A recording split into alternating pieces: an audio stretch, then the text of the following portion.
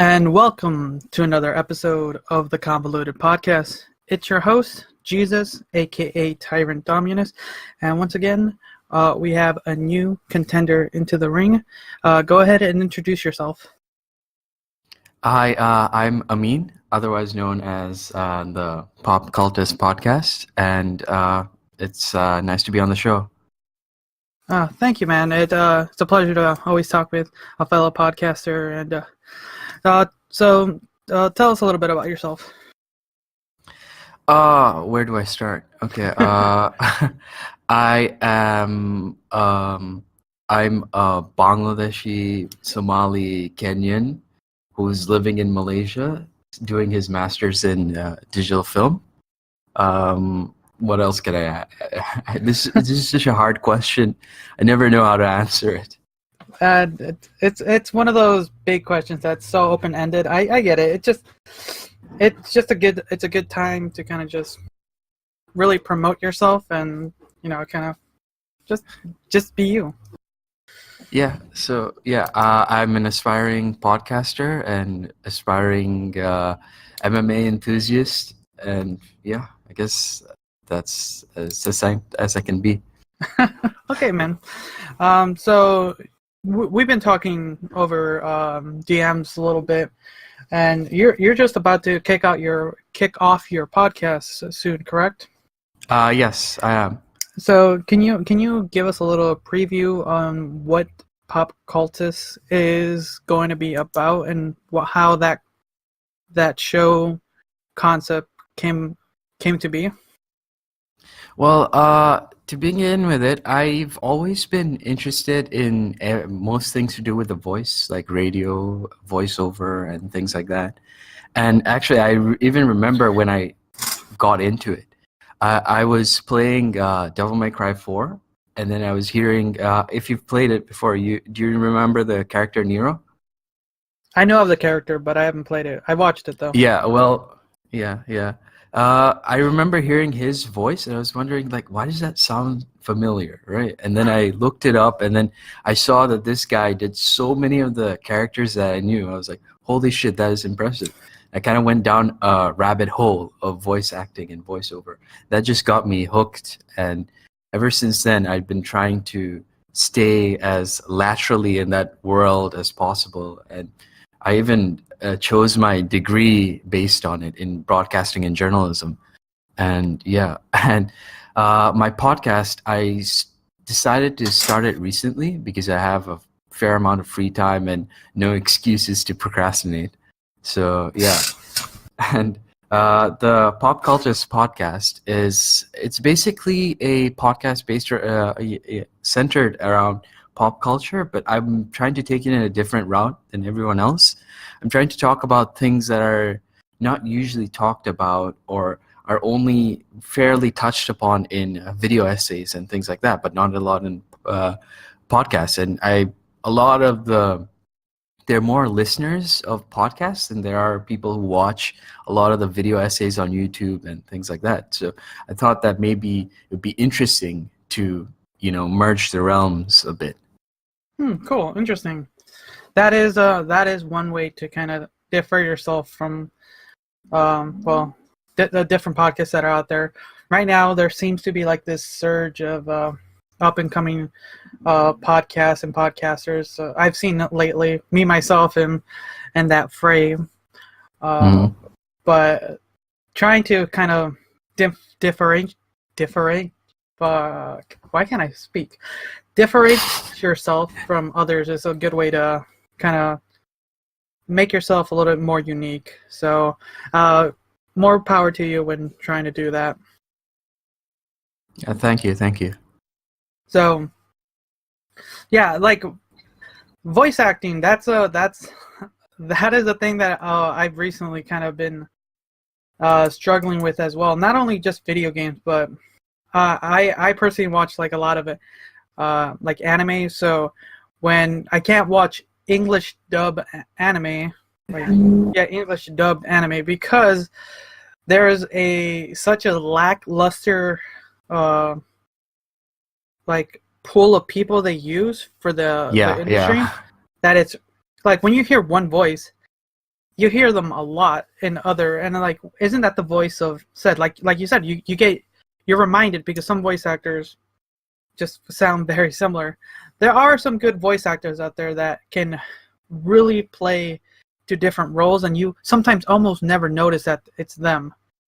So there is that is in itself a skill and a career that I wish a lot more people were striving for, because I know Japan themselves kind of that in itself, people want to be voice actors over there, and you can tell that they have a huge pool of people trying, and maybe because I'm not very well versed in that language, that I can't really tell too many people apart. But then you get used to some people for the most part. Like after hearing a voice to a point, you'll start to hear it over and over, and like, I know who that is. I heard that voice before. But yeah, like, for me, it's always bugged me just hearing sometimes the same voice actor over and over. It's kind of like acting itself. And when you see like Tom Cruise over and over, and like, that's Tom Cruise. It's kind of hard to make him play as that role sometimes when he's just been in so many films. And you can always differentiate him from his running style, you know. Yes, it's exactly. Very unique. But no, yeah, it's that's cool. I like that you kind of even focused your studies to that too, because that's a big jump, really, kind of to focus so much time into that. Well, you know, it's of course the reason I picked that degree was it's still a bit general, but it still touches heavily onto that kind of aspects. But you mentioned a very interesting thing here about how Japan has an entire culture around that industry, because I recently went to a voice acting workshop held here in Malaysia, which is rare to the point that it's almost unheard of. And it was conducted by a Japanese voice actress. She was famous for doing roles from like Hamtaro and King of Fighters. She's been the voice of Athena since '98. And she showed this one clip of a person doing like an entire family, one dude doing an entire family. The mother, the father, the grandmother, the grandfather, the sister, the brother, and the main character listening to the voice message. And it was like mind-blowing, you know, the level of talent that they have. Wow, that is cool. That is overall an interesting conference, and that skill alone, that's amazing. You know, getting to listen and see that is amazing. Like that's kind of sometimes what I hope for when listening to anything like animated or drawn. You know, you want something interesting, and I get it. It's an industry, but still, when you see that, when you're able to see and listen to a single person pull off so many roles, that is fantastic. Yeah, and she mentioned something interesting that a lot of people probably don't think about, but it's like how, you know, when you are making making the voice of a character, you shouldn't be focusing on how should this character sound, more on how should this character think. And it's the psychology that should come first before the changing of the vocal cords, or making the pitch higher or making the pitch lower. And like that is I think the standard with with the voice actors. But I think a lot of I guess civilians wouldn't know to think like that. They'd be thinking, oh, how should I sound cute, or things like that, instead of why is this character cute, or why is this character evil, you know. Interesting.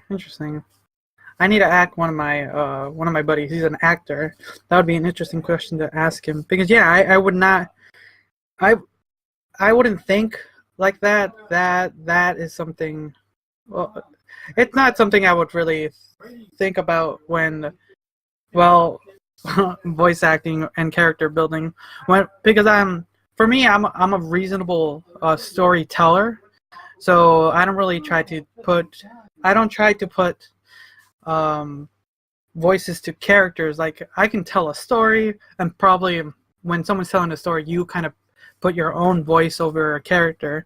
And if a person is able to properly tell a story, they kind of can already imagine what that person is kind of imagining that character to be. Yeah, I agree. But And no, go for it. I meant to say that it's like sometimes your voice itself might be the best choice. It's just that there is no right choice. It's just the right choice of the, voice director. That too. A good director can do a lot. And a bad director can hurt a lot too. Sadly. Yeah. Oh God. So many bad films I've seen that just go wrong like that. It's interesting you say that because my first podcast episode is based around the worst film ever made. And it's not The Room. It's not anything by Shyamalan. It's just something that a lot of people probably don't know, but it is absolutely terrible. Do tell. I might have to watch this. It's a movie called After Last Season. After Last Season. Who directed that? A guy called Mark Regent. He directed it, produced it, he wrote it. He was a cinematographer, and the thing gives you motion sickness. I legit had a fever watching the movie. I had to watch it twice for the podcast. So. Oh God. Okay. Okay, so basically, I'd rather whip myself, man. I'd rather whip myself repeatedly for like a month straight than watch that ever again. Really? Wow, that's some that's some hard torture for compared to how long is this movie? About an hour and a half? Yeah, about an hour and a half. Oh God, if it's an hour and a half of seems like horribleness versus a month of torture, damn, that's in itself a would you rather. But okay, but I'll see how it's more of a then it might be more of an endurance test for me, and I might have to make other people watch it alongside me and see how long everyone can stay. Do it drunk or high. That's the only way you'll get through it in one sitting. Or you might bail out earlier. I'll take note. Damn. All right, I'll see if I can hunt this film down and let's see if I. It's on YouTube. You can pirate it. It's not worth looking for an original copy. Okay, thank you, YouTube. So anyone out there wants to get motion sickness, look up what is it? After Last Season? After Last Season. Go ahead, guys. Google that on YouTube, and best of luck out there. And then go check out the first episode of Pop Cultus, and you'll know what he's talking about at that point. So actually, that might be a good way for me to listen to your first episode after watching the film. Like, let's see what he thought.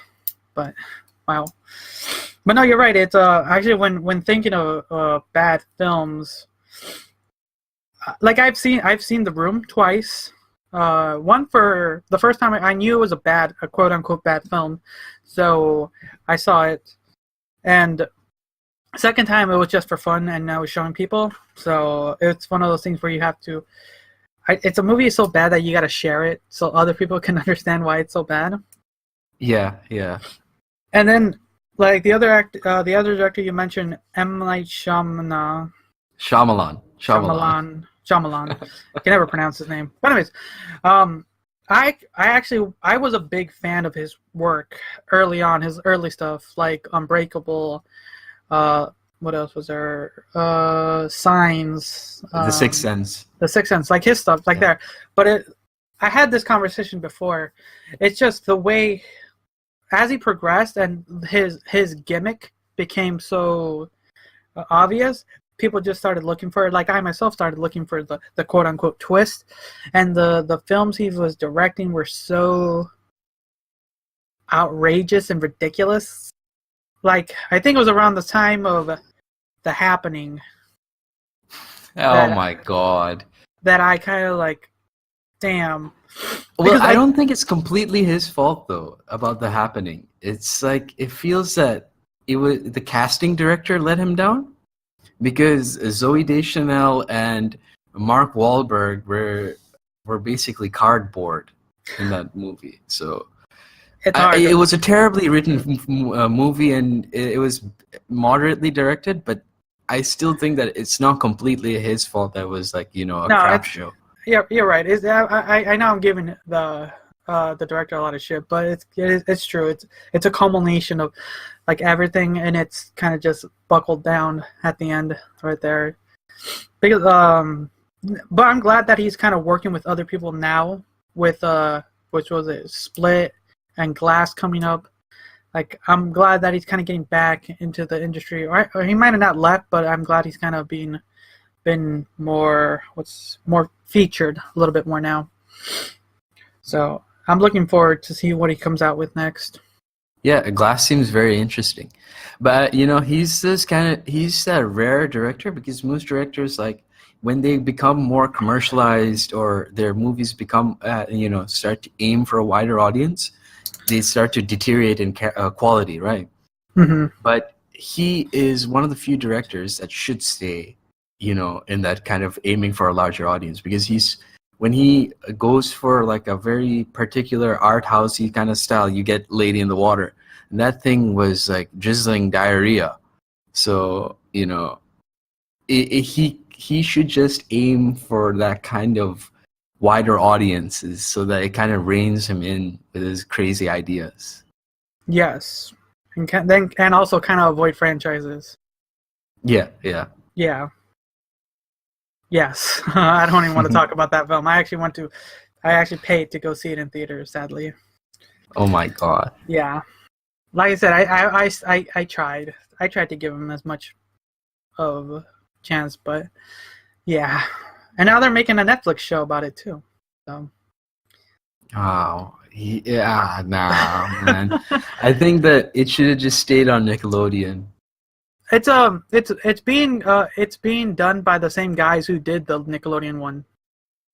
Still, I think that it feels, some things they deserve, like that live action thing, and it'll become better, like Daredevil or Luke Cage. When they were more grounded in reality, they actually became better. I think if you ground Avatar in reality, you kind of lose a lot of the charm. That is true, because when, like, the two things you mentioned, Luke Cage and Daredevil themselves are pretty overall grounded characters, because you don't really have to play this like mystical, like elemental shit around them, because they're just somewhat just normal people with just extraordinary abilities, in a sense, while Avatar is a world filled with literally, well, it's not really magic, it's some energy, but that's a little bit harder to play around with. And I know there's shows out there that do it, but they have a better budget sometimes, and they probably have really high budgets, and then they probably have a longer schedule for recording and things like that. So it's rough, but Netflix themselves haven't done too bad as far as shows. They've had their misses. Like, I've seen a good couple bad Netflix series, but for the most part, Iron Fist. Yeah, that one hurts a lot. And they canceled the season 3, I think, already. Yeah. Yep. So, yeah, I don't know. I don't know what they were trying to do with Iron Fist. I'm not big into the Iron Fist lore, or even Luke Cage too, in that matter. But I do know the characters to a point, and I was hoping more for a Luke Cage and Iron Fist buddy up series, kind of how they usually are.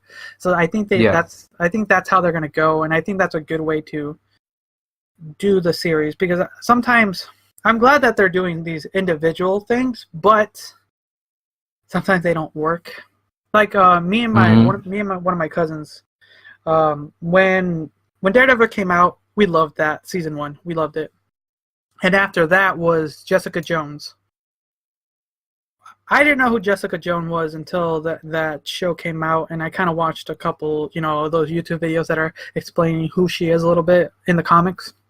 So I had an idea who she was, and then going into the show, it was kind of rough seeing the show. Maybe because I just didn't have any interest, because that's another thing a show has to do, is build an interest into the character. And I personally was not attached to the character, so it was really rough for me to watch season 1 of Jessica Jones. And but I knew I had to get myself to watch it because of the big what is it? The big combo series that came out when all of them got together as a Defender. Yeah.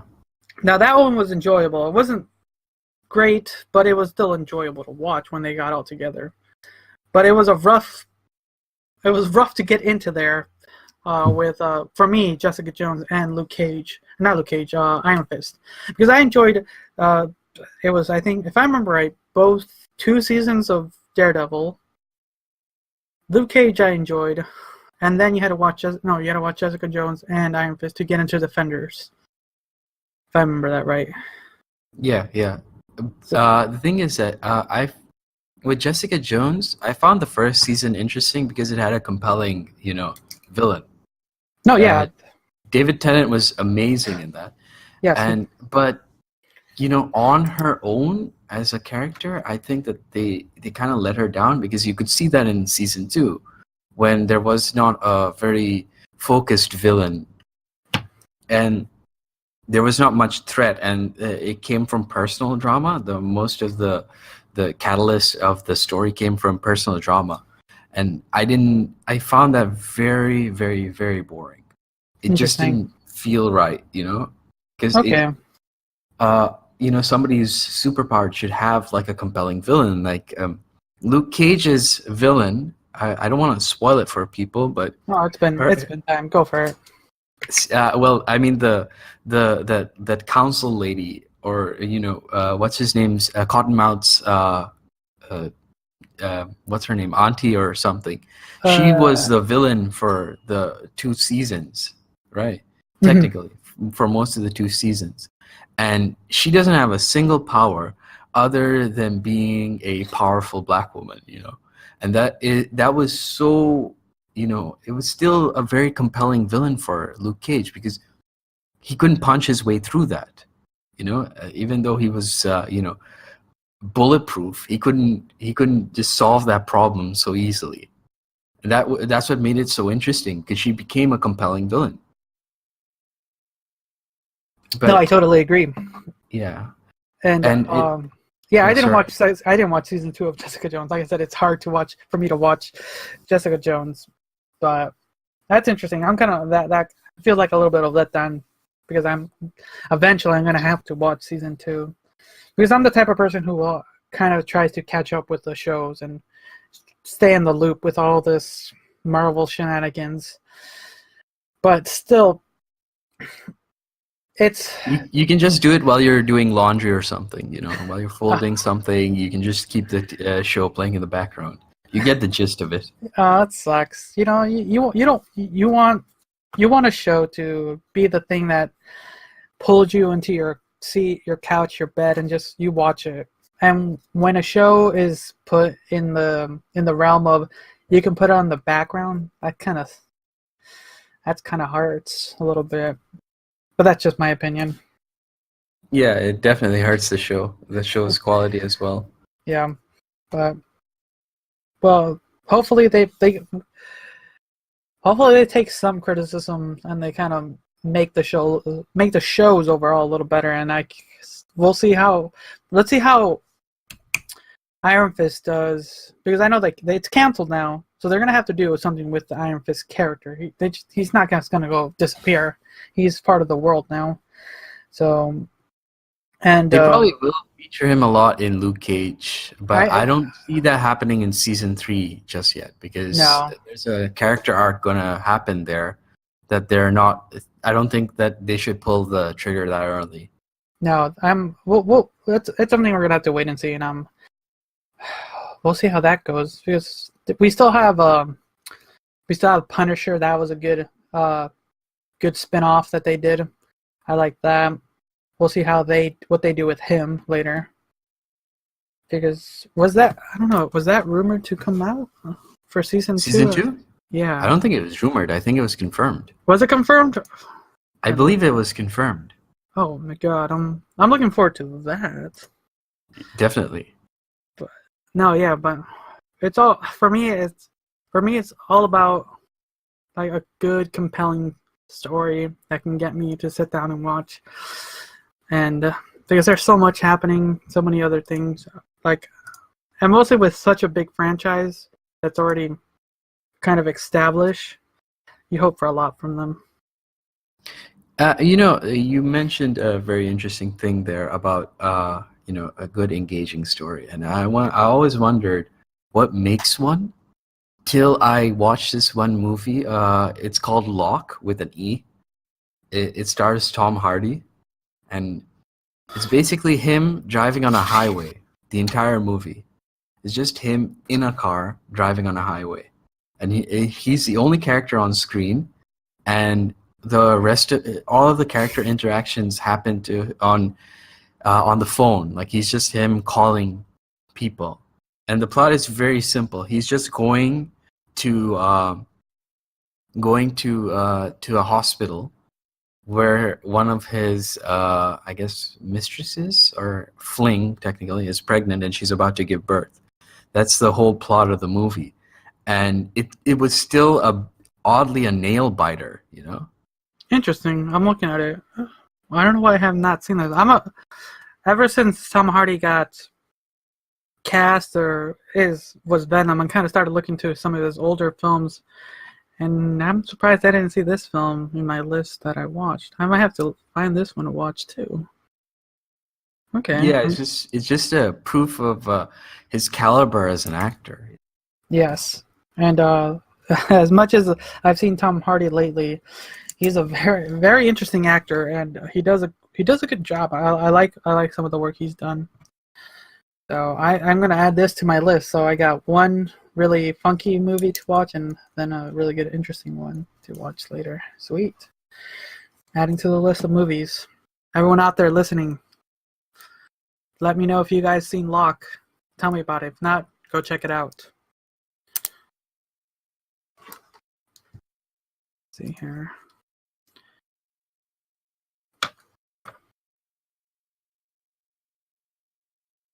I mean, are you still there? Yeah, I'm sitting here. Sorry. Oh, Yeah. okay. All right. So you also mentioned you're an MMA enthusiast. Yeah. So I'm not that big into MMA, but I do kind of keep up with some of the big fights that happen and here and there. That you talk on the water cooler talk. Did you get a chance to watch the latest one with Nurmagomedov and McGregor? Yeah. Yeah. I watched it live actually. You did? Oh, you got to Yeah, tell me how it felt to be live. No, I mean not in Las Vegas. I mean I was watching it live while the fight happened. Oh, so you actually got the pay-per-view. I had a jimmy my way through like multiple different sites to find my way to watch it. It's just something I knew that was worth the money. I knew it because of the co-main event and the main event. So, this is my first buy, and I thought that might as well, Okay. And I don't know, I think the controversy around it is a bit, it's coming from a lot of people who don't watch MMA regularly, I think, in my honest opinion. I don't want to bash them or anything like that, but the way they're talking about how Conor McGregor shouldn't talk about people's families and religion, it is a dick move, definitely, but it's not something he hasn't done before. I think he called Nate Diaz white trash and things like that, and he always goes for the jugular, and that's part of his fighting strategy. That's like saying that, oh, you can't use an overhand now. There's already enough rules. No, I get it. It's because I think I would be one of those people that are considered that. I don't watch it as active like other people. For me, from my point of view, I saw it as kind of unsportsmanlike. So Yeah, definitely.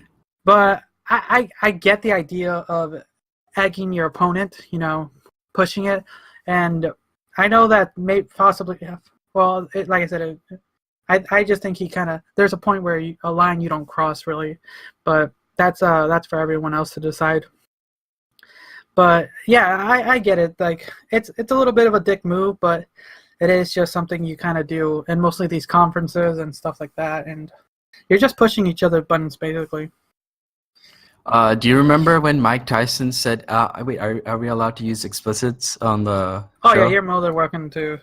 Yeah, when he said that he was gonna fuck somebody till they love him, and then call them you know, I don't want to repeat the word, and then he said that he was gonna eat that person's children. I forget which fighter it was. Either I think it was Holyfield, or before he bit off his ear, he said that he was gonna eat his children. And I know the quote you're trying to say. I can't remember word for word, but I know the quote you're trying to say. Yeah, I do. Yeah, so I mean, like, it's called the hurt business for a reason, and it's also about the culture of it, because not all MMA promotions are like that. Like the one we have here in Asia, there's one called One FC. I think it's the second biggest promotion next to the Bellator and UFC. I mean, third biggest, and the culture there is no trash talking, no nothing. It's just about the sports. It's not about sports entertainment. I don't know anyone who's popular in One FC that has a bad attitude, because it's a very Asian centric martial arts style. Like they care more about the art than the entertainment. So it's very much dependent on the culture. Okay, cool. See, that's an interesting way to look at it too. It's just the culture that it's built around. That is cool. And the culture that the promotion builds. It's very much on Dana White's part. Like he can say that, oh, I didn't like this and all that, but when he sees the dollar signs, he's probably clicking his heels and everything. Yeah, they are some big dollar signs when it comes to these big matches and things, and you kind of have to. McGregor doesn't get punished. He doesn't get punished, and he shouldn't get punished if he's bringing in that much money. He shouldn't be as punished as if Nate Diaz were to do it. I think he walked out on a conference and he got in trouble for that. But Conor McGregor can come in an hour late and nothing happens. And, Dana White just smiles because, first of all, they're friends. Second of all, he brings in the money. So who is to complain? Yeah. Damn. That's a good way to look at it. So, yeah. So so you got to see it live. I didn't see it. I barely saw it because I didn't get to see. I stopped watching when the match was over, but I heard about it a couple of hours later on Twitter. The whole aftermath of the fight. Was that live as well when you were watching it? Yeah. They tried to cut away from it, but they couldn't, because they wanted to cut away, but then they also wanted to show it. You could see that, and to me, it was. How can I put it? It was like watching porn. You're excited at the moment, but then after that, after you're done, you feel this kind of disappointment.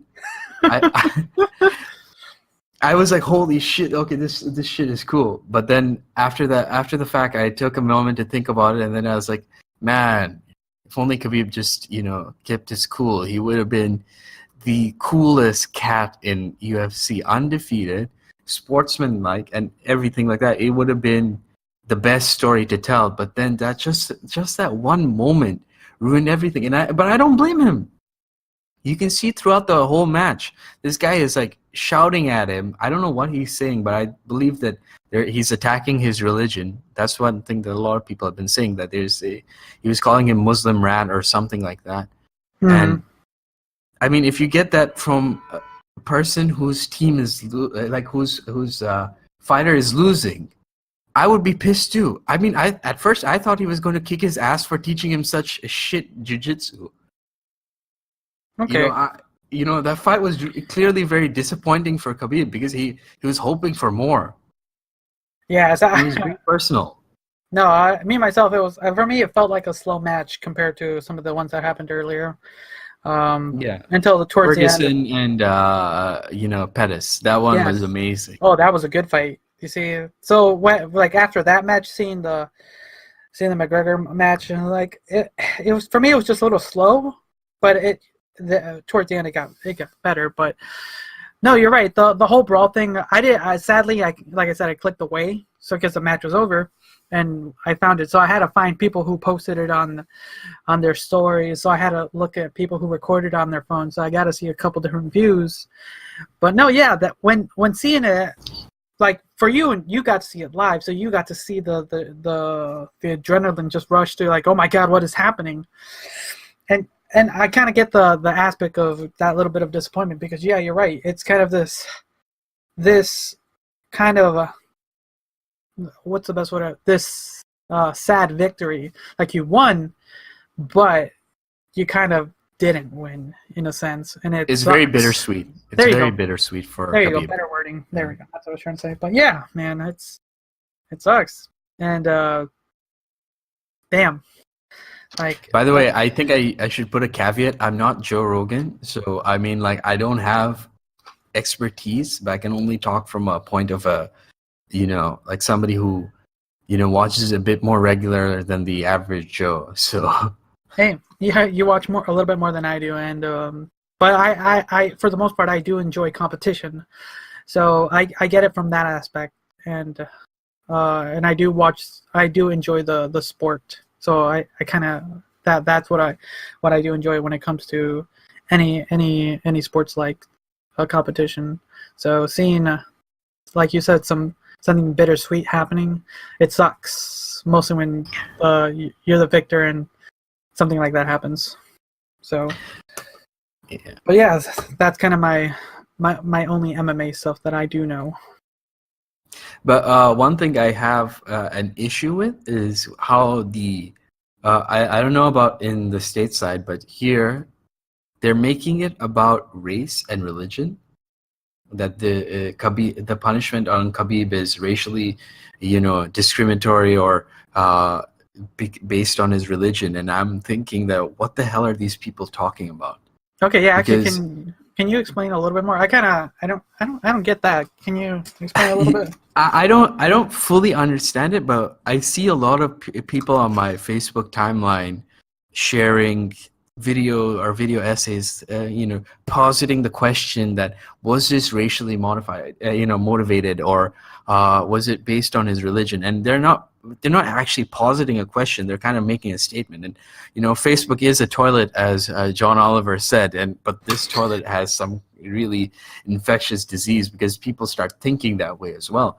And I don't understand it, because like, if people know about the Tyrone Woodley situation, Tyrone Woodley he's the welterweight champion, right?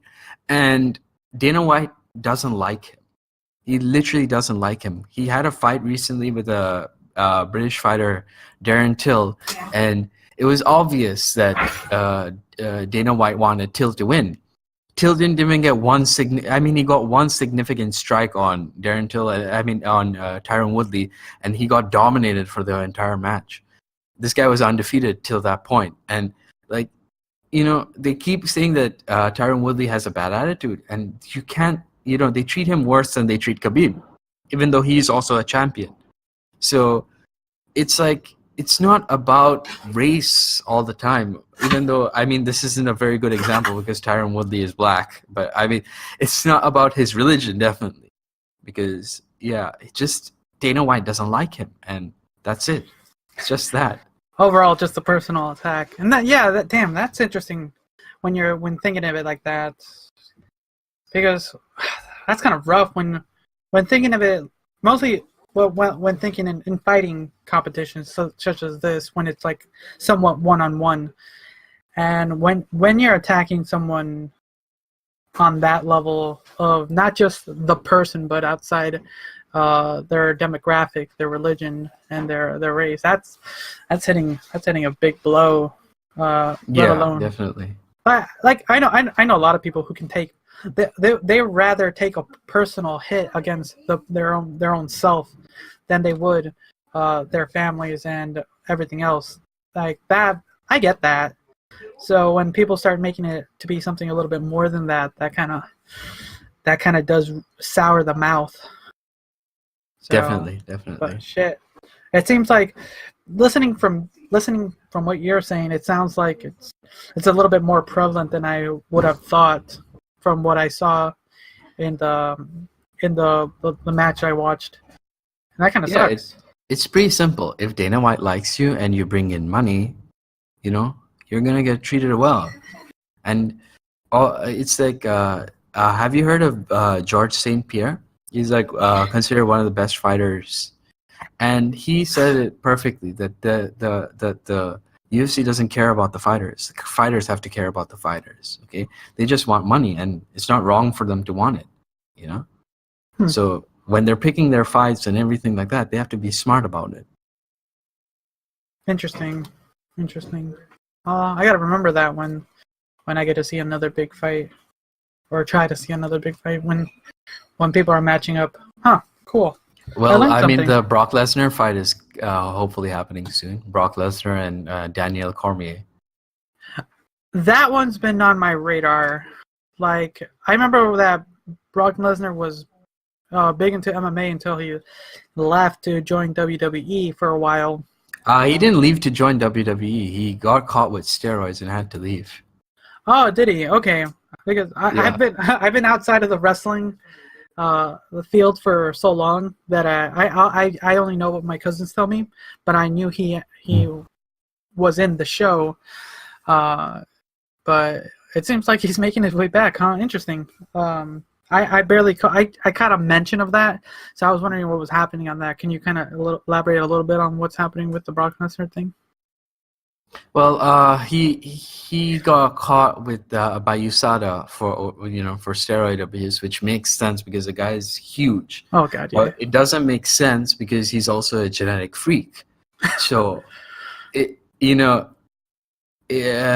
think it was the fight. I think it was after the fight with Mark Hunt that he got pinged, and he had a 2-year suspension or a year suspension. I forget how much, and then he continued back in WWE, where he basically took their one of their main titles hostage. Well, I mean, it wasn't him, but it was more on the fact that the company couldn't afford to have him on the show all the time.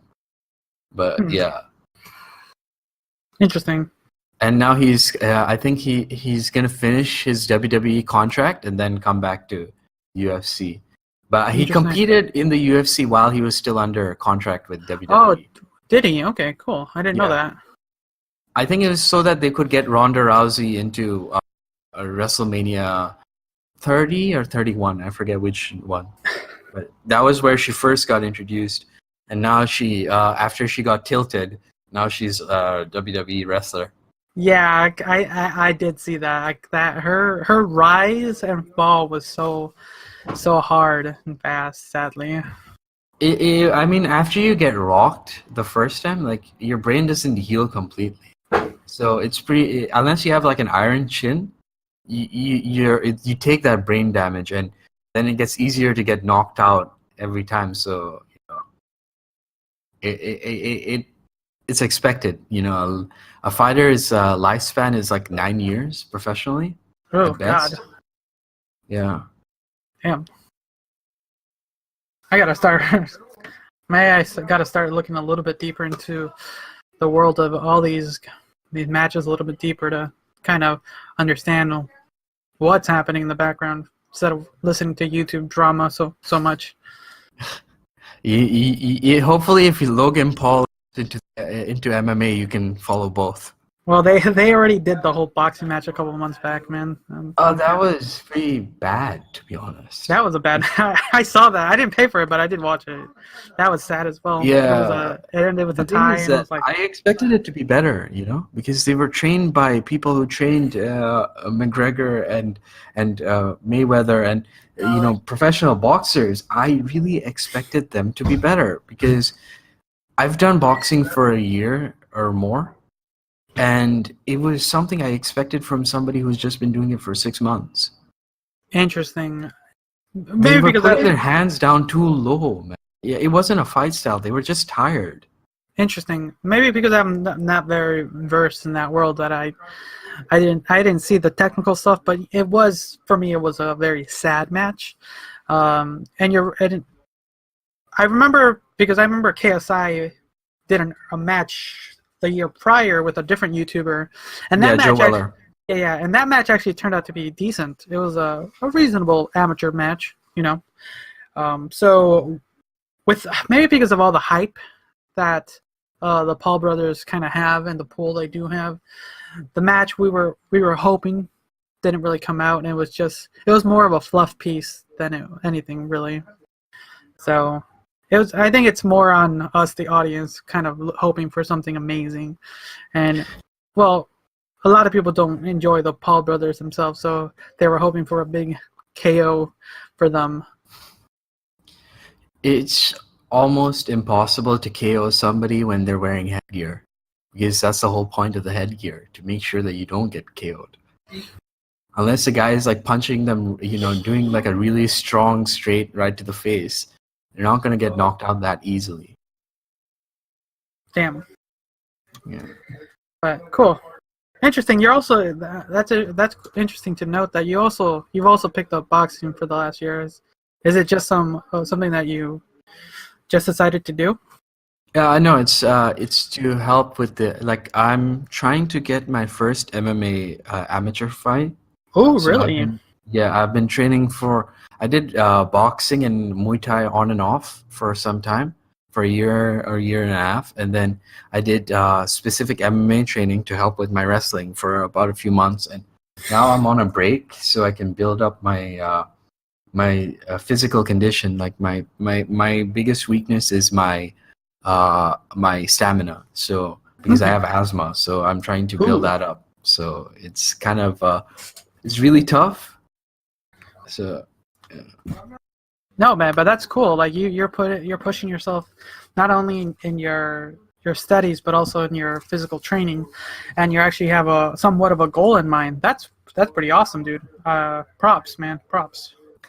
Thank you, but I have who knows? I might be knocked out first round. No, stepping stones, one step at a time. Yeah. But no, that's cool. You're putting you're training yourself, and you have something in mind. And a lot of people don't have that sometimes. And at least you've been working on it for a little over a year. You said, right? Yeah. So cool, man, dude. Yeah, I look forward to talking with you again and hearing about that in a later date. I'm not sure when it'll happen. It all depends on when my coach says, "Okay, I'm ready." But I don't want a bum fight, because I don't want to have fight somebody who's just been training for like 3 months, and that. I want to have like a legit fight with somebody of good caliber, and that that itself, just saying that, it gives me nerves and it gives me this adrenaline rush, and I'm scared as well. But it's something I feel I have to do. Yes, you don't want a sour match. You want something that feels challenging enough that if you win or lose, you know that you worked your ass off to achieve it. Yeah. But I also don't want to have my head caved in. That too. So, best of luck on that field, man. Honestly, hearing that just kind of puts me in the mindset that I have to kind of get myself back into physical shape and actually get out more often. But yeah, it's something that I kind of made myself. I think it's a psychological thing that if I don't work out for more than 3 days, I feel ill. So yeah, it's something that you have to make it a habit. You have to do it. Like you have to tell yourself, like you have to do. Like we'll just say, just to start out, like half an hour of a jog, like then probably half an hour. You just got to condition yourself and just build on top of that. And for me, I'm horrible procrastinator, and I can find excuses for just about anything. But I know I have to do. I got to make myself do it, and I know I have to. But it's trust me, I know about procrastination. I think I have a PhD on procrastination because for my entire degree, all my assignments I did it the morning of, like for every assignment I did it like around 1 a.m. and the thing was supposed to be submitted at 9 a.m. or like in the afternoon of the same day. So there wasn't a single assignment I did like a few days before, or at least even a day before, because it was due. So I know a thing or two about procrastination.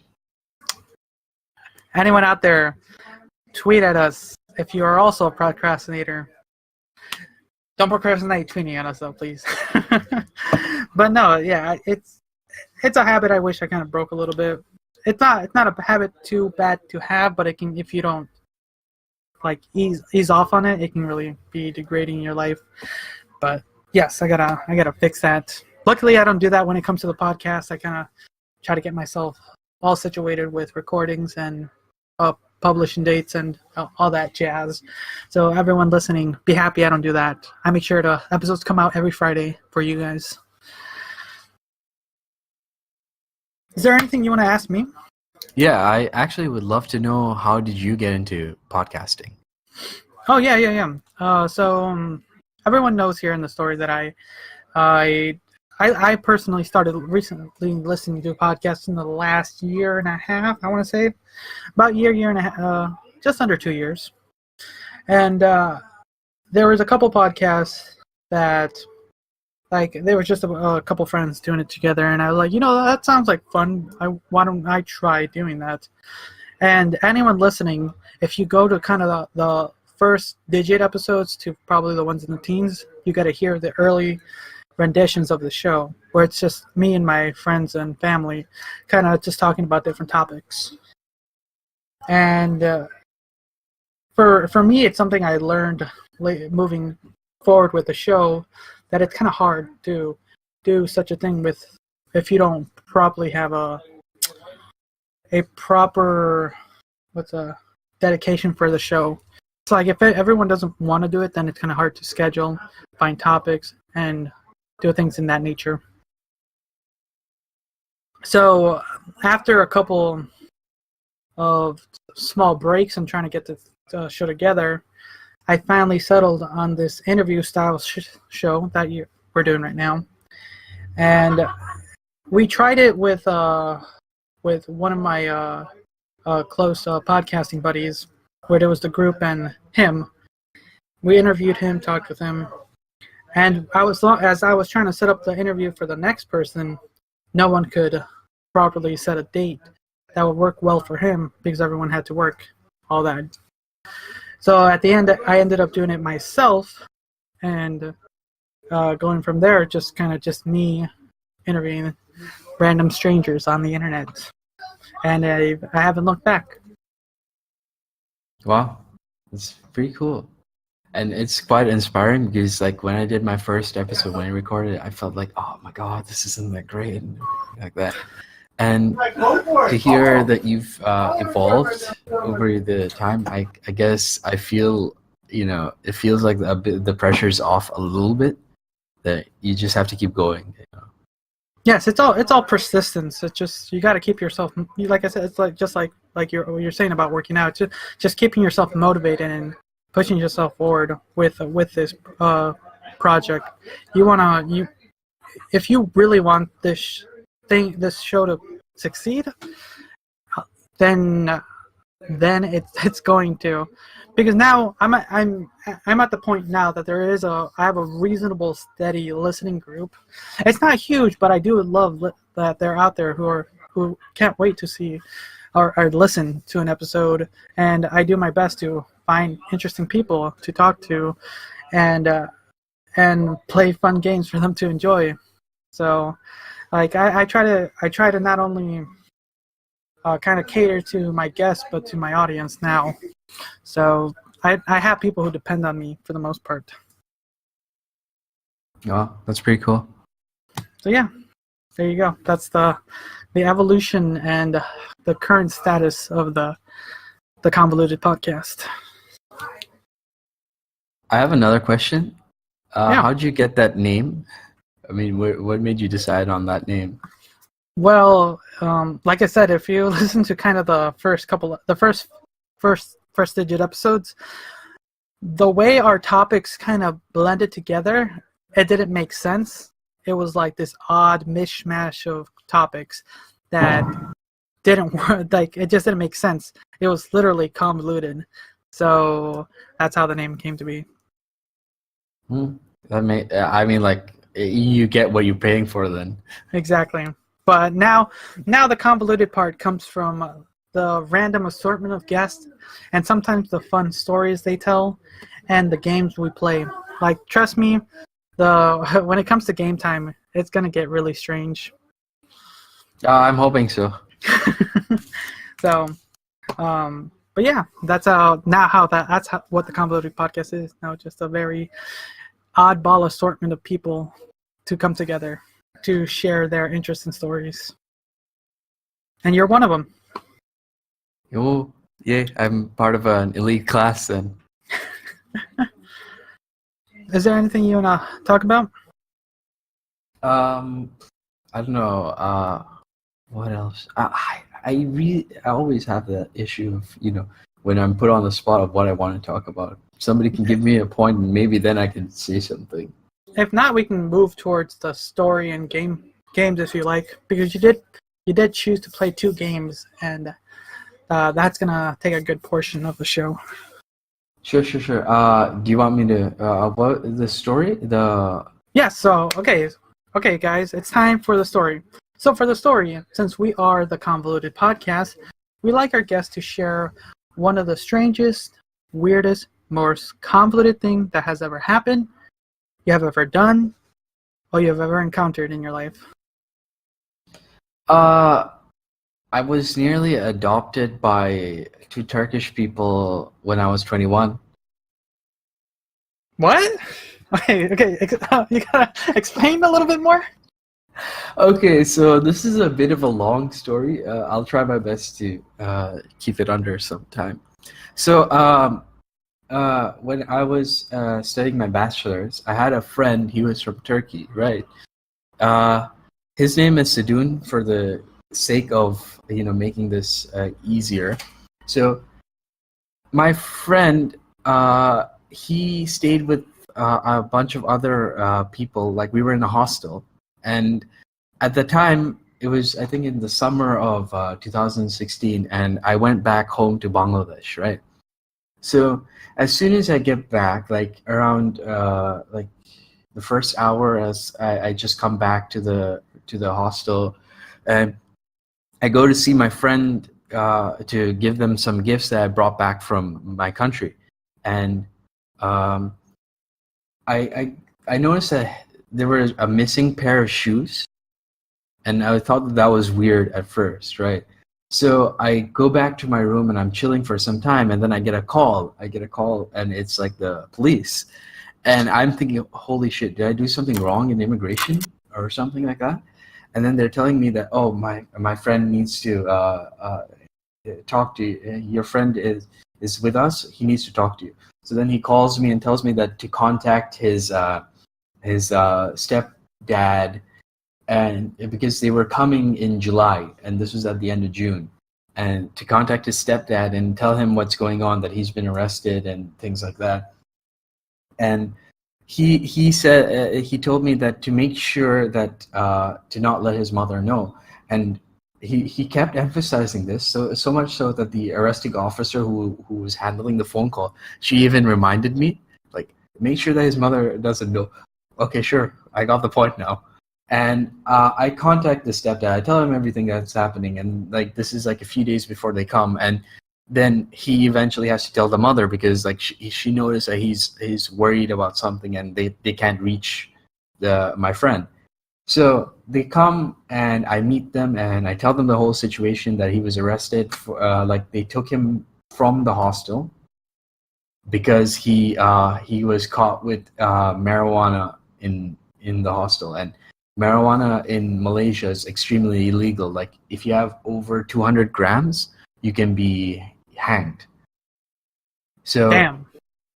Yeah. So they found like 0.5 grams on him, and then they arrested him for that. And when we went to look for him, like, I was there on his first court date, but he wasn't on the docket. So then we didn't know where he was, because we didn't see him till he gave me that call, and uh, and to the point of the court date, the date before his parents arrived. And so we went to ask the police, I mean the people at the court, where was he being held? They told us that he was held in this prison, right? And this prison's like 80 kilometers from the courthouse, 40 kilometers from from where I was staying. So we went all the way to this prison, and then they tell us that there's nobody from Turkey here. There's only this one 94-year-old man there. And then we're like, holy shit, where is he? We can't find him. So I called the arresting officer. She says that she doesn't know where he is. And his parents come. I talk to them. I try to take them to the courthouse. I try to take them to the prison. They still can't find him. And then like his mother calls the arresting officer. She's crying. Oh, I want to know, is my son even alive, or blah blah blah. We haven't heard from him. And it was really heart-wrenching to see all that, because I felt responsible, even though this wasn't technically this wasn't about me, but I felt responsible to these people to at least get them to see their son, because he did contact me. So I felt this huge guilt. I couldn't sleep more than 3 hours a day, and it was just like I was on the move the whole business hours, and I couldn't sleep at all. So we eventually find him through the help of a lawyer that our friend hooks us up with, and because this lawyer had connections to the anti-drug agency, so we find where he is, and they set up a meeting and everything like that. But now this other friend, he's from Egypt. He was. This is a little bit of a side story, because he was a bit, sus. He was a bit suspect, because we were wondering why he was staying away from this whole incident, right? He was like trying to keep away. He helped us get the lawyer, but he was trying to keep away. And I talked to another friend. He's from Iran. Apparently, the cops hassled him first, and they came to his apartment, looked through his stuff, found a bunch of I'm not going to say his name because I don't want to, but they found a bunch of sex toys and marijuana in his house, and sex toys are also illegal in Malaysia. And they were trying to they said that they're going to arrest him. Then they gave him the alternative to rat somebody out. So then he technically ratted out my Turkish friend. But the thing is, how did the police know to search his apartment? Because nobody went to his apartment. I didn't even know his apartment. Like, there's like only a handful of people who knew it, and that was including this other Egyptian friend. So, 2 + 2 = 4. This guy probably sold him out first. That's why he was staying away from the situation. But I mean, that's all hearsay. I mean, that's only my assumption. I can't say that for 100%. So, getting to the other side story. So we finally meet him. We go to the court. They pay his fine. He's free to go, but he has to go to the police station every month, so that they give him a drug test. So after that whole situation, I hung out with the parents and him and the grandmother who came, and she didn't speak a lick of English, but she immediately thought of me as the grandson because of how much I helped them and their family. And then the parents were like saying, we can adopt you. I was like, what are you saying? It's not normal. I was like, you can buy me a video game. You don't adopt a 21-year-old man. They're saying that, we'll sign the papers and everything like that. It was the weirdest conversation I've ever had. And I've had some really weird conversations. Okay, finally. Interesting.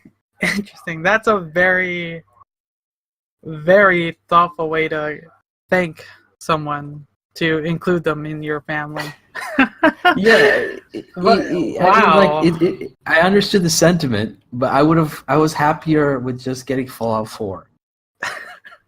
Oh, that's cool, man. That was a very intriguing story. It sounds like surprisingly a movie plot. And yeah, See, And sometimes I have a problem telling my stories because they sound like movies, and I think that nobody's gonna believe me. You know? no, from our last conversation, we had I kind of had an idea of somewhat what was happening, and then the area you kind of live in, and yeah, damn, thank you for sharing that. That is very unique, and Convoluted. damn, it is convoluted, but oh man, that is wow. That's all I really could say, but interesting. Thank you. You're welcome. All right, so we're going to hit into the game show portion. Okay. Intro music here.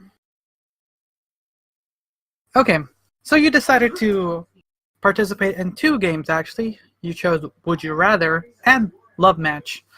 So we're going to start with Would You Rather. So, Would You Rather, you're going to be put into 2 rounds and where you're going to be put in 2 different situations, and you have to tell me why you would choose one over the other. You can ask me any questions to kind of elaborate the situation you're in. Does that sound Okay. good? Okay. All right. All right. The first scenario. Would you rather have all 150 original Pokemon living in your house right now, or get mauled by Care Bears? Wait, I need a bit of establishment. Do these Pokemon pay rent? No, they do not pay rent. Then I'll get mauled by the Care Bears. You know, Really? I can take them on. They're not. It's not like they're intensive Care Bears. That is true. So you'll just be living your life fighting off Care Bears, huh? Dude, I stay in a studio apartment. I don't have space for 5 Pokemon, let alone, especially if those freeloaders aren't paying rent. They're gonna be using my Wi-Fi? No way. Okay, that sounds reasonable. I'll take it. Oh, that's good. I love that. I love that. All right. Now, the second situation. You are required to masturbate 15 times a day, or you have an identical evil twin. Well, I'm a bit conceited, and the idea of a twin isn't. I'm kind of glad about that. I want to be the unique one here in this world. So I would take the masturbating 15 times a day. And, like Matthew McConaughey says, those are rookie numbers. You got to up those numbers. Oh, I love that. That is, I'll take it. I'll take it. There you go. That's pretty simple. Oh, I love that. Oh. All right then. That was fun. All right, we're gonna hit into love match. Some love match. You're gonna be put. I'm gonna present you with 3 women, and they have 2 wonderful positives, but then there's that one red flag that each of them have. So I'm gonna present you each girl and let you know what their goods are and their one negative, and then you have to tell me why you would decide one over the other 2. Does that sound good? Yeah, sure. All right then. The first girl. Her name is Jill. Jill is an Amazon warrior who owns her own brothel, a very classy brothel. Second, we have Stella. Now Stella, she looks like, I believe it was Sarah from The Witcher, or Sarah. Siri. Ciri, there it is. Thank you. She looks like Ciri from The Witcher. And she owns an adorable coffee shop. And lastly, we have Gwen. Now Gwen, she has the most attractive face you've ever seen. And for some odd reason, knows where your G-spot is better than you do. So far, who is piquing your interest? They all sound pretty good, but I have one question about Jill, right? She was the one with the brothel. Yeah, she owns the brothel. Is she just the mama-san, or does she engage in it as well? Because I'm not getting an STD, fam. She's just the owner. Okay, cool. Yeah, she just owns it. Does she have a 5-year plan? You if you want to know that, you're gonna have to choose her. Okay.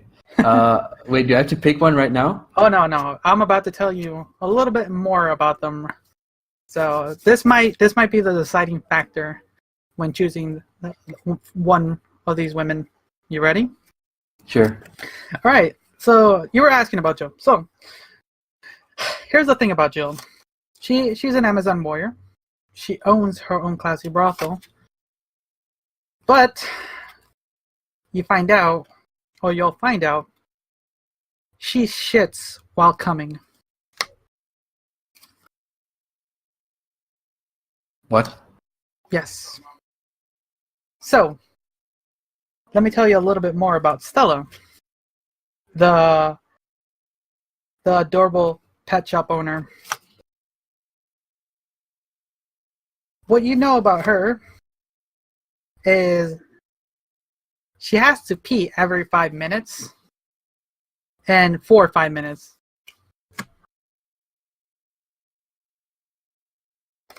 And Gwen, a very beautiful face, and she knows that little thing about you. The one thing is, apparently she's actually just some escort quest you have, and they have very low health.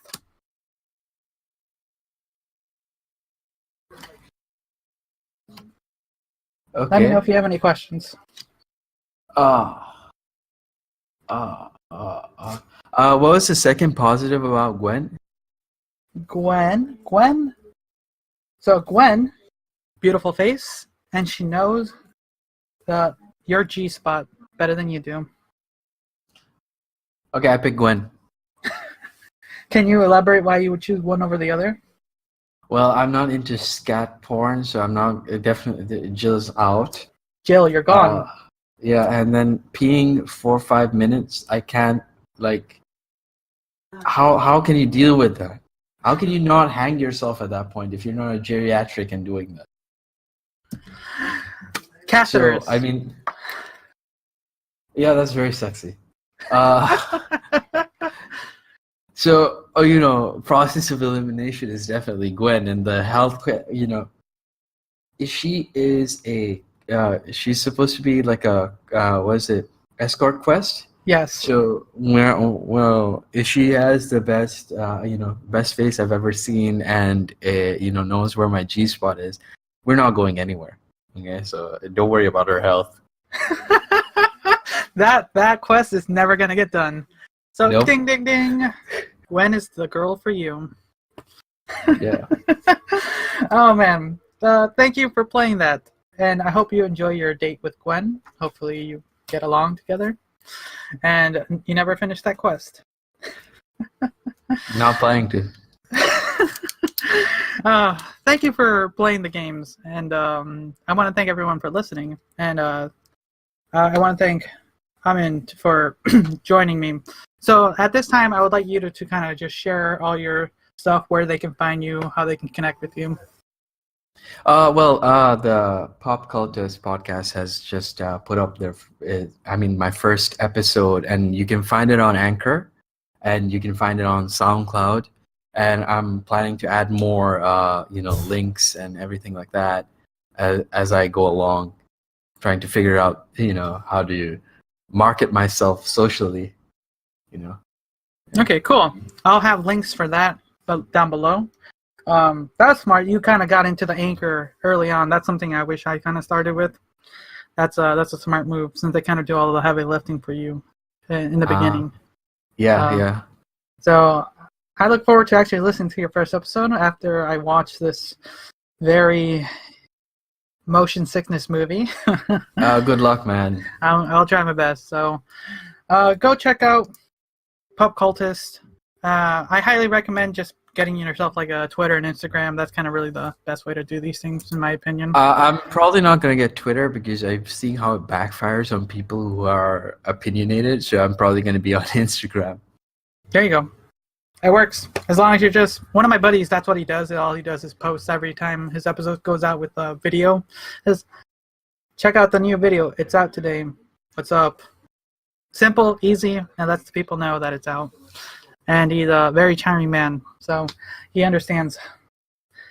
Actually, I'm going to send you a link to him. He's a very interesting entertainer. He's also one of the reasons that I do these styles of interviews, and he's a very fun guy to talk to as well. So I'll let him know about you, and you guys can connect, and you can have an interview with him.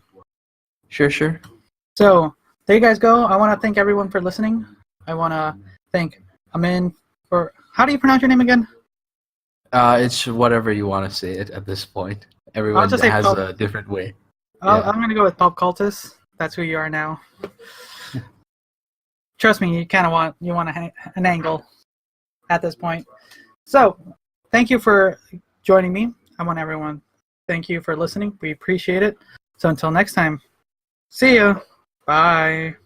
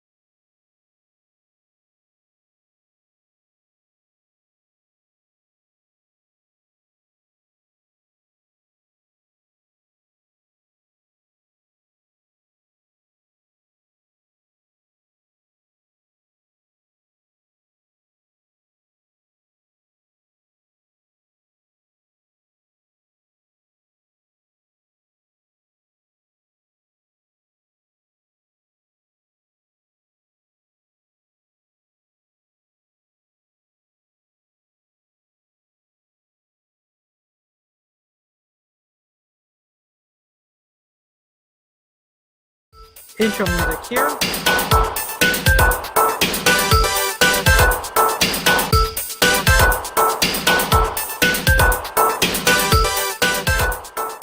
Okay, So you decided to participate in 2 games, actually. You chose Would You Rather and Love Match.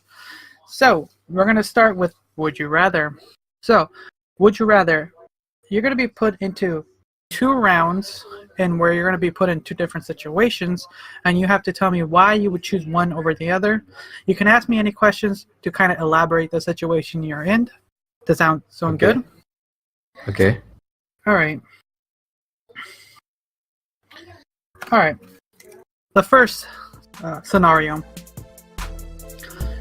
Would you rather have all 150 original Pokemon living in your house right now, or get mauled by Care Bears? Wait, I need a bit of establishment. Do these Pokemon pay rent? No, they do not pay rent. Then I'll get mauled by the Care Bears. You know, Really? I can take them on. It's not like they're intensive Care Bears. That is true. So you'll just be living your life fighting off Care Bears, huh? Dude, I stay in a studio apartment. I don't have space for 5 Pokemon, let alone, especially if those freeloaders aren't paying rent. They're gonna be using my Wi-Fi? No way. Okay, that sounds reasonable. I'll take it. Oh, that's good. I love that. I love that. All right. Now, the second situation. You are required to masturbate 15 times a day, or you have an identical evil twin. Well, I'm a bit conceited, and the idea of a twin isn't. I'm kind of glad about that. I want to be the unique one here in this world. So I would take the masturbating 15 times a day. And like Matthew McConaughey says, those are rookie numbers. You gotta up those numbers. Oh, I love that. That is. I'll take it. There you go. That's pretty simple. Oh, I love that. Oh. All right then. That was fun. All right, we're gonna hit into Love Match. So in Love Match, you're gonna be put. I'm gonna present you with 3 women, and they have 2 wonderful positives, but then there's that one red flag that each of them have. So I'm gonna present you each girl and let you know what their goods are and their one negative, and then you have to tell me why you would decide one over the other 2. Does that sound good? Yeah, sure. All right then. The first girl. Her name is Jill. Jill is an Amazon warrior who owns her own brothel, a very classy brothel. Second, we have Stella. Now Stella, she looks like, I believe it was Sarah from The Witcher. Or Sarah. Siri, there it is. Thank you. She looks like Siri from The Witcher. And she owns an adorable coffee shop. And lastly, we have Gwen. Now Gwen, she has the most attractive face you've ever seen. And, for some odd reason, knows where your G-spot is better than you do. So far, who is piquing your interest? They all sound pretty good, but I have one question about Jill, right? She was the one with the brothel? Yeah, she owns the brothel. Is she just the mama-san, or does she engage in it as well? Because I'm not getting an STD, fam. She's just the owner. Okay, cool. Yeah, she just owns it. Does she have a 5-year plan? If you want to know that, you're gonna have to choose her. Okay. Wait, do I have to pick one right now? Oh no, I'm about to tell you a little bit more about them. So this might be the deciding factor when choosing one of these women. You ready? Sure. All right. So you were asking about Jill. So here's the thing about Jill. She's an Amazon warrior. She owns her own classy brothel. But you'll find out, she shits while coming. What? Yes.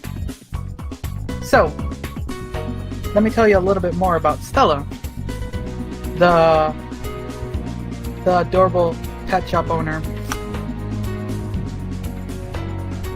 What you know about her is she has to pee every 5 minutes and for 5 minutes.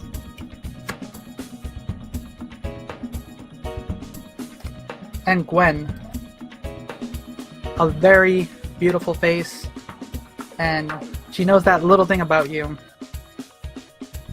The one thing is, apparently she's actually just some escort quests you have, and they have very low health.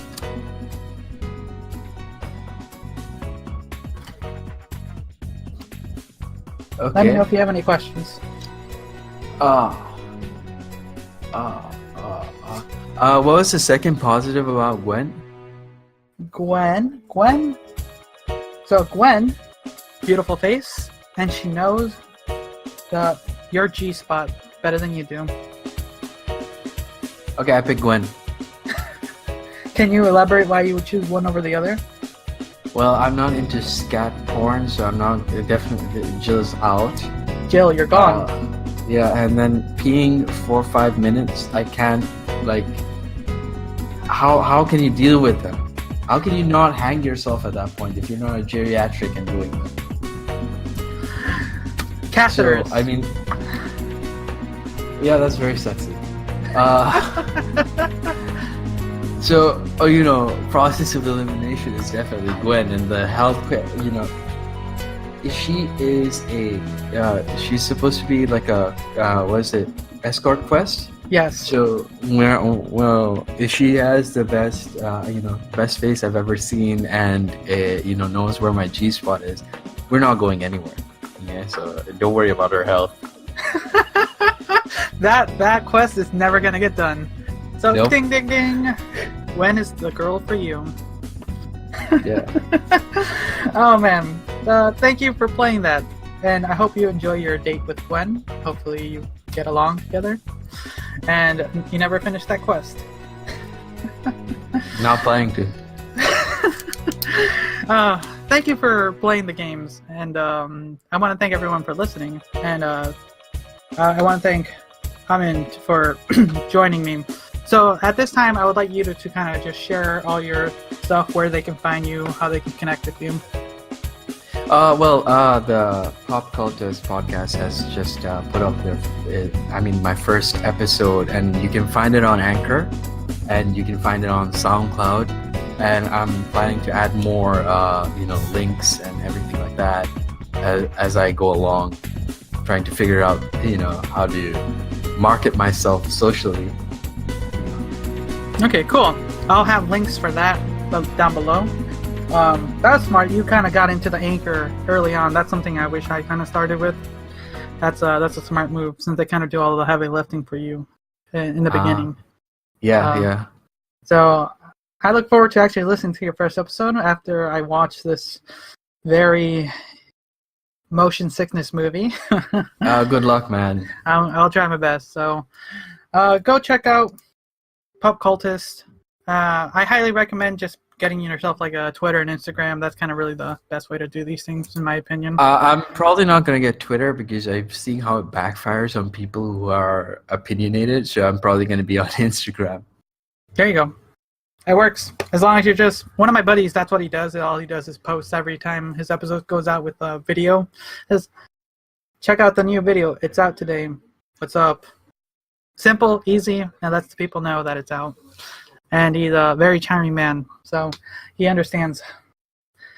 Actually, I'm going to send you a link to him. He's a very interesting entertainer. He's also one of the reasons that I do these styles of interviews, and he's a very fun guy to talk to as well. So I'll let him know about you, and you guys can connect, and you can have an interview with him. Sure. So there you guys go. I want to thank everyone for listening. I want to thank Amin for, how do you pronounce your name again? It's whatever you want to say it at this point. Everyone just has say a different way. I'm going to go with Pop Cultus. That's who you are now. Trust me, you kind of want an angle at this point. So, thank you for joining me. I want everyone, thank you for listening. We appreciate it. So until next time, see ya. Bye.